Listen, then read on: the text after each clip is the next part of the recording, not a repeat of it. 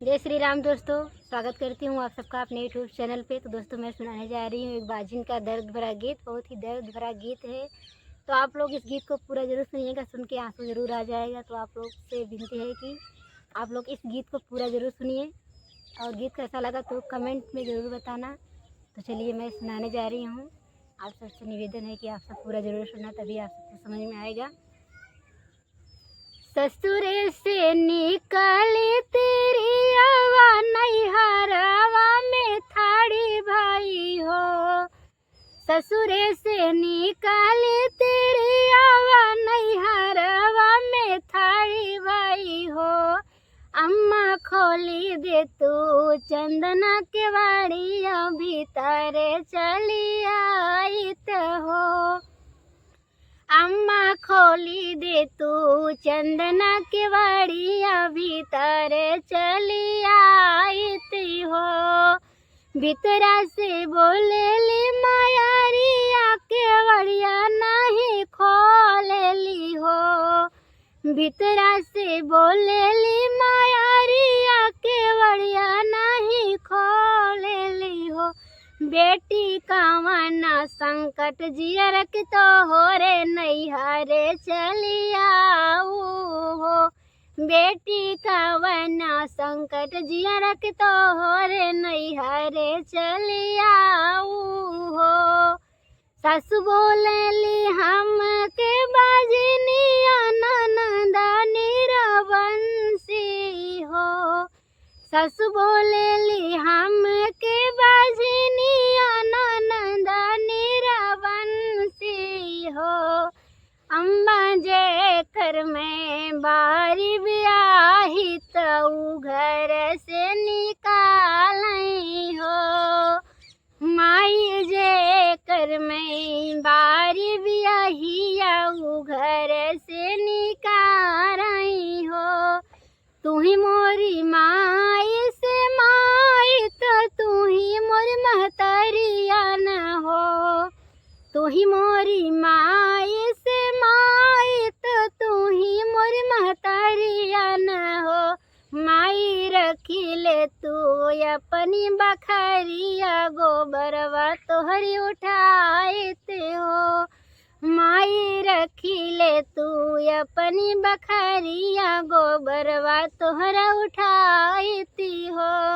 इतनी बचन सुन माई जहर बोलिया बोलाई हो। इतनी बचन सुन माई जहर बोलिया बोलाई हो। बेटी तोहरा के रखबई बखरिया बहुरिया बाजनी हुई है हो। बेटी तोहरा के रखबई बखरिया बहुरिया बाजनी हुई है हो। मनवा दुखी तक बेटी जंगलवा में गईली हो। मनवा दुखी तक बेटी जंगलवा में गईली हो। बहनी बन में से निकली बघिनिया तो बात चित पूछाई हो। बहनी बन में से निकली बजनिया तो बात चित पूछाई हो। बेटी कवना संकट जियर के तो हो रे जंगले चली आऊ हो। बेटी कवना संकट जियर के तो हो रे जंगल में चली आऊ हो। सासु मोहे बोलेली बाजनिया ननदानी रवंशिन हो। सासु मोहे बोलेली बाजनी सासु मोहे बोलेली बाजनिया ननदानी रवंशिनी हो। हे बागिन जे करा में बारी ब्याहिया ऊ घर से निकारई हो। हे बागिन जे करा में बारी ब्याहिया ऊ घर से निकारई हो। नहीं मोराया दरा नहीं हरावा में नहीं ससुरावा में हो। नाही मोर यदरा नैहरवा में नाही ससुरवा में हो। बाघिनी हमरा के मारी खाई नाऊ तू त दुखवा ओराई जात हो। बाघिनी हमरा के मारी खाई नाऊ तू त दुखवा ओराई जात हो। इतना बचन सुनी बाघिनिया बिरह बोलिया बोलाई हो। इतना बचन सुनी बाघिनिया बिरही बोलिया बोलाई हो। बेटी तोहरा के मारी खाई नहीं बई बजनिया हम हो बई हो।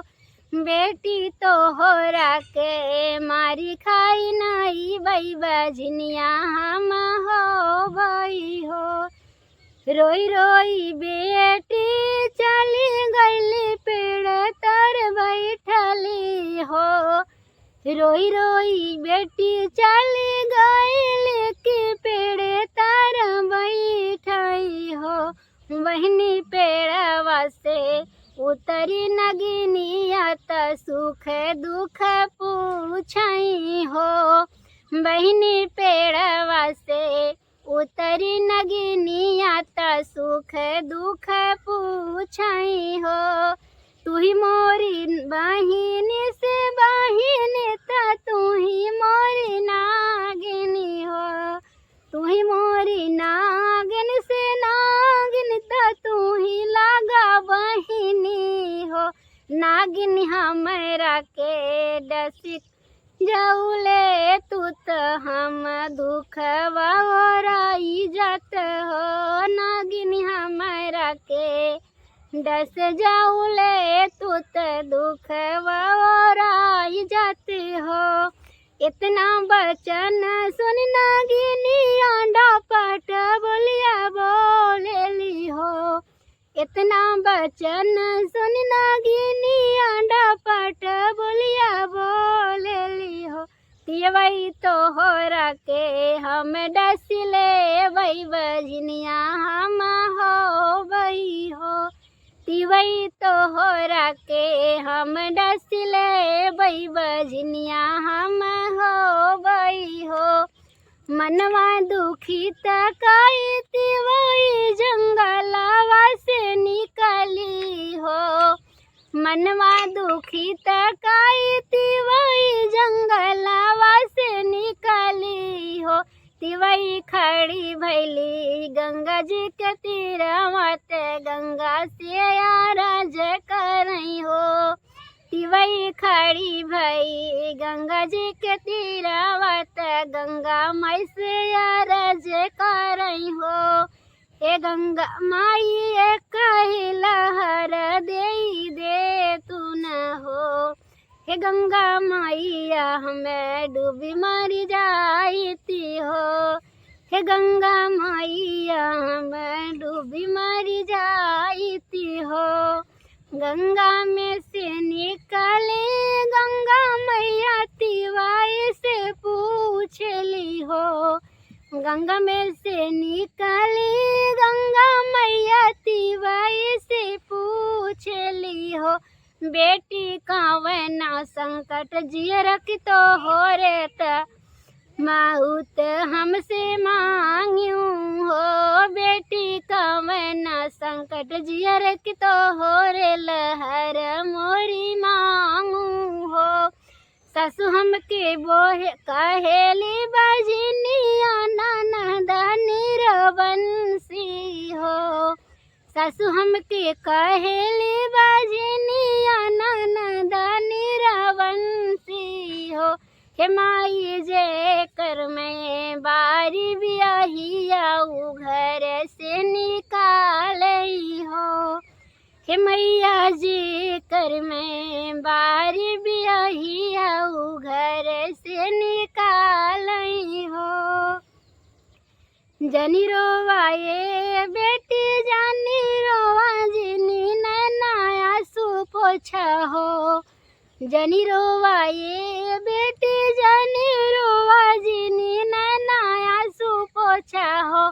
हे बेटी अचर में लिह तिलवा चाउर त सूरज मनाऊं हो।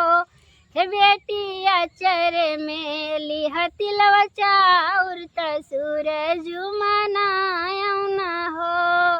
हे बेटियों नहीं दे हैं तो के लाला नावा बजनिया नमवा छोटी जई हैं हो। हे बेटियों नहीं दे हैं तो के लाला नावा बजनिया नमवा छोटी जई हैं हो। सूरज मानवा हूँ न पावल किरनिया गर्भवती भैली हो।